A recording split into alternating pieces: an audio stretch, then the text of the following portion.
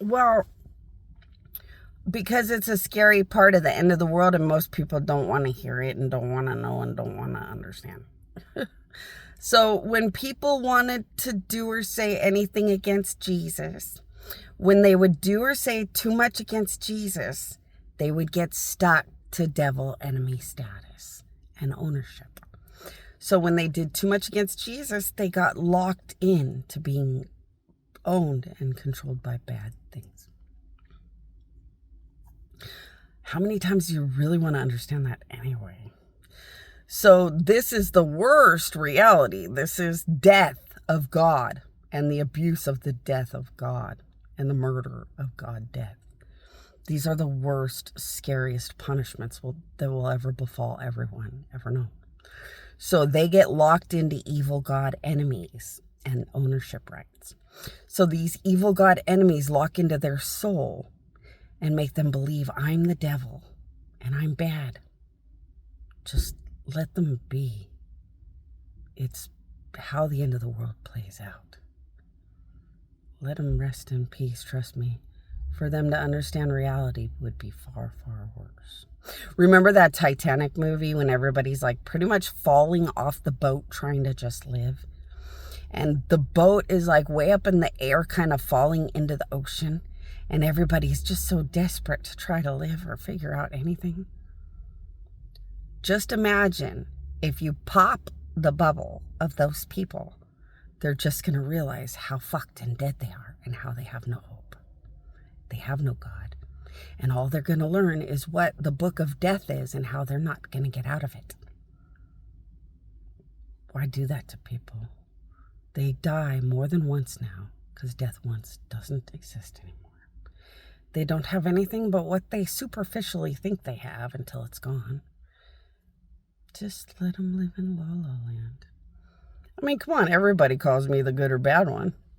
Everyone's judgmental, hateful. Some people want to worship me on Monday. The other people just want to keep saying fuck you on Tuesday. Just leave it how it is.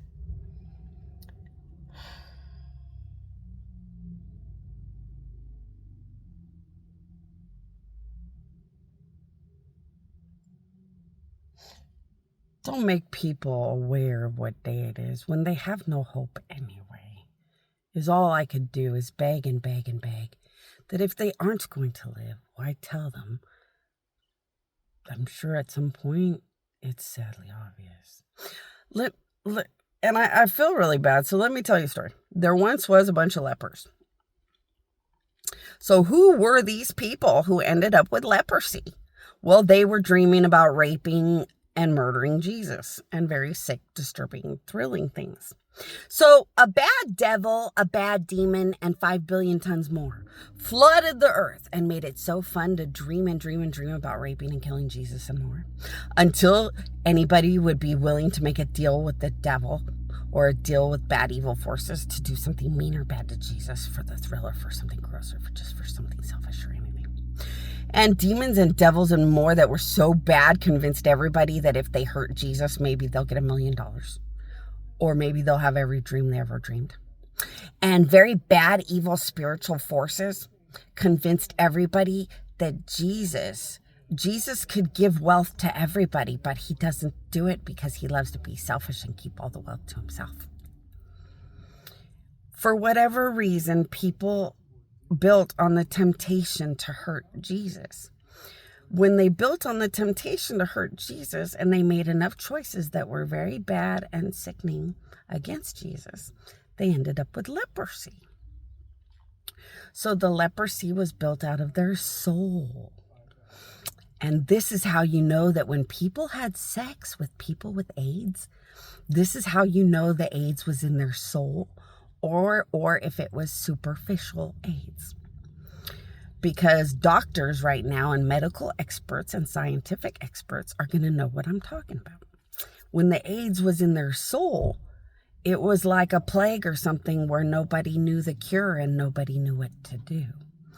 But when the AIDS was not a punishment from God, and the AIDS was from some person with AIDS having sex with other people, it looked like an infection or a disease or something you have to deal with or get rid of. In the leprosy, They figured out pretty fast in the olden days that they couldn't do much of anything about leprosy. And they didn't figure out that it was a punishment of the soul. They couldn't tell the difference. So they would sit as lepers, and they would sit as lepers and say, but God, but where's God? Well, Jesus is here. Where's God?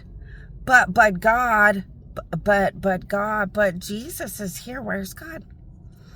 When their leprosy was so bad that their flesh was falling apart in chunks and falling off in chunks, a bunch of gods said, you know what you've done, and you know that crimes against heaven will never be forgiven and will never be tolerated.